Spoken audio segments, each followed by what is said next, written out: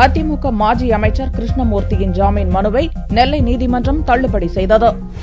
நெல்லை வேளாண் அதிகாரி முத்துக்குமாரசாமி கடந்த பிப்ரவரி 20ஆம் தேதி ரயில் முன் பாய்ந்து தற்கொலை செய்து கொண்டார். பணியிடம் நிரப்பும் விவகாரத்தில் மாஜி அமைச்சர் அக்ரி கிருஷ்ணமூர்த்தி, தலைமை பொறியாளர் செந்தில் ஆகியோர் கொடுத்த நெருக்கடியே இதற்கு காரணம் என கூறி இருவரும் கைது செய்யப்பட்டு சிறையில் அடைக்கப்பட்டனர். கடந்த 16ஆம் தேதி முன்ஜாமீன் கேட்டு செந்தில் தாக்கல் செய்த மனுவை நெல்லை 1வது செஷன்ஸ் நீதிமன்றம் தள்ளுபடி செய்தது. இந்நிலையில் அக்ரி கிருஷ்ணமூர்த்தி சார்பில் ஜாமீன் கேட்டு கடந்த 20ஆம் தேதி மனு தாக்கல் செய்யப்பட்டது. புதனன்று மனுவை விசாரித்த நீதிபதி நசீர் அகமது இருதரப்பு வாதங்களையும் கேட்ட பின் அக்ரி கிருஷ்ணமூர்த்தியின் ஜாமீன் மனுவை தள்ளுபடி செய்தார்.